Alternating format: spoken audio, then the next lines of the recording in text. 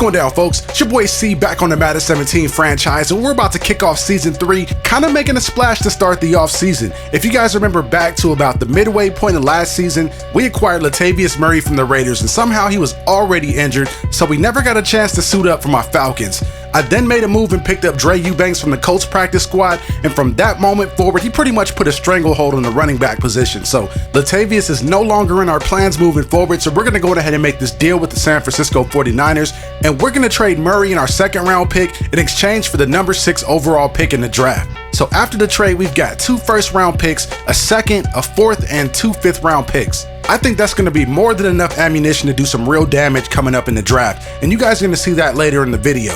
And with that said, you guys, I am going to do the entire offseason in one video. I think last season I did about 4, maybe 5 different videos, and I really felt like the offseason began to drag just a little bit too long. So we're going to get this thing moving so I can start uploading gameplay for you guys. Now, moving on to the list of retired players, you guys are going to recognize a lot of names on this list. Vernon Davis is gone, Doug Free is gone, Steve Smith, Andrew Whitworth, Pac-Man Jones, Jonathan Stewart, DeMarcus Ware. A lot of guys decided to hang it up this season. So we're slowly transitioning to the point where just about everybody in the franchise mode will be a computer-generated player. But just look at this list. No more B. Marsh, no more Revis Island. Daryl Smith, Anthony Fasano, Cameron Wake is gone. And to no one's surprise, Vincent Jackson finally decided to hang it up. And I think it may be time for him to do that in real life, by the way, but that's just me. But anyways, there was a lot of great talent on that list. The Hall of Fame committee is going to have a really difficult time trying to figure out who gets in or not.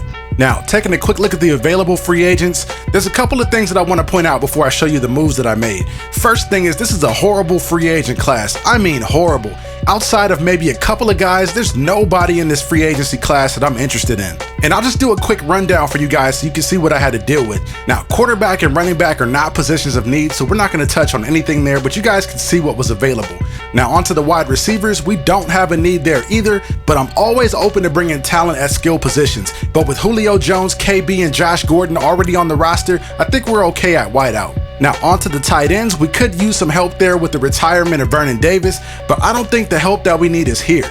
Now, folks, I wanted you guys to know that I did take all of your feedback into consideration, and a lot of what you guys posted already aligned with the plan I had in place for the offseason. And one of the major areas that we all agree on needs to be addressed is the pass rush. So I started to look at the defensive end group in free agency, and Mario Williams is the only player that somewhat resembles a pass rusher. But unfortunately, at this point in his career, after 12 years in the league, it's pretty safe to say that his best days are behind him, so we're not going to go that route. Now, in sticking with the plan and wanting to become more athletic and bringing more speed to the defense, I think that Ryan Shazier is probably one of the best options out there. Just looking at his skill set, the first thing that jumps off the page is that 90 overall speed with the 89 tackle, 87 hit power, and every other trait's in the low to high 80s for the exception of the finesse move, man coverage, zone coverage, and of course the 90 acceleration. Ryan Shazier is somebody we must pick up. So I'm going to toss a little bit more money at him than he's asking for and offer him a deal worth $35.5 million over 5 years. So we're going to advance that in the week 2 of free agency, and Ryan Shazier has accepted the contract offer and he is now an Atlanta Falcon. I'm telling you guys right now, he's going to be a beast to use at the middle linebacker spot. Now, if you guys remember back to last season, Keanu Neal went down with an injury. I believe he was out for just a few weeks, and I plugged in this guy, Damian Dixon, to replace him, and it really felt like the back end of our secondary never missed a beat. In fact, I want to say he even played the run a little bit better than Neal. But regardless of that, we've already got the strong safety spot solidified with Keanu Neal, so I started to think to myself, he's got 92 speed, 86 acceleration, and 85 hit power. He's got 74 tackle and 71 zone. At 6'3", 208, somebody stop me if I'm out of bounds here, but I can't help but think of Sean Taylor. So I'm thinking that we should bring him in for a low money deal and let him develop for a couple of seasons as a free safety. I know you guys are probably sick of me bringing in these project prospects in at free safety and developing them, but it worked out pretty well for Ricardo Allen during the first season, and I think that it could be a potentially great situation for Damian Dixon. So we were able to sign him for a pretty cheap deal. It's kind of like a development deal, and if it works out, then we got a great free safety for cheap, and if not, we can either cut him or we just keep him as a backup for Keanu Neal.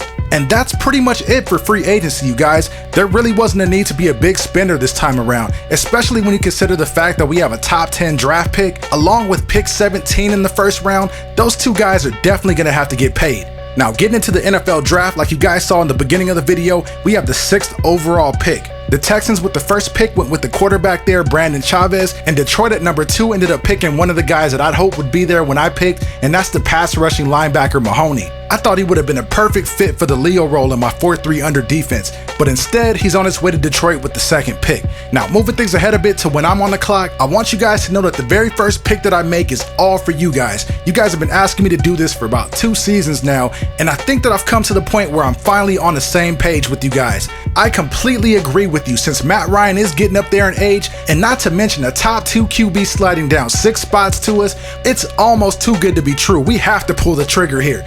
And that's how we get the draft started. Oh my goodness, this guy is ready to play day one.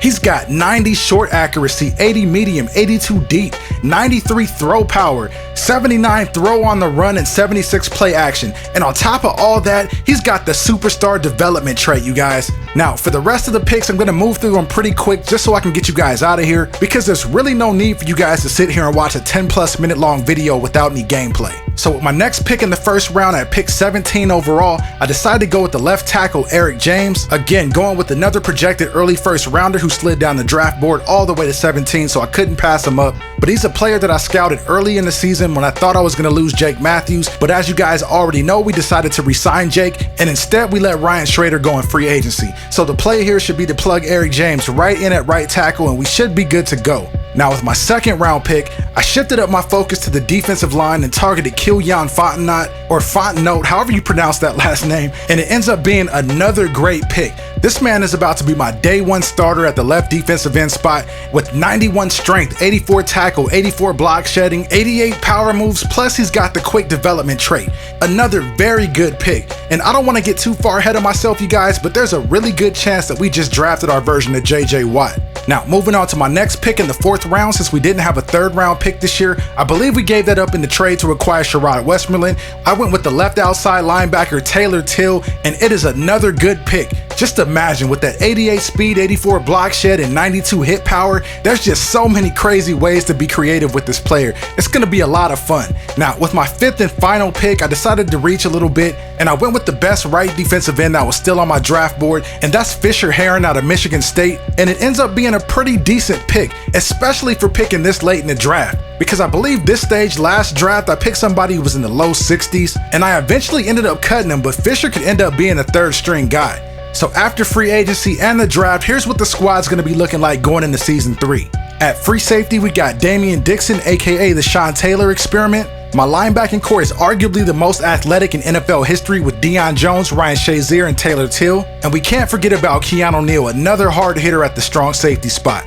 Now, taking a look at the corner position, we got Desmond Trufant, Sherrod Westmoreland, and Jalen Collins is going to be taking over at the nickel for Drake Kirkpatrick. Now, moving over to the defensive line, besides the linebacker position, this is probably where I'm going to end up being the most creative and having the most fun. Now, there's a couple position changes to note. First being Vic Beasley is no longer a linebacker. I think that after about 3 seasons, he's now ready to make the switch full-time to defensive end. Also, Malik Austin, last season he lined up a lot of the times at the left defensive end spot, but this season, since we're able to draft Fontenot, we're going to kick him inside and he's going to play exclusively at D tackle.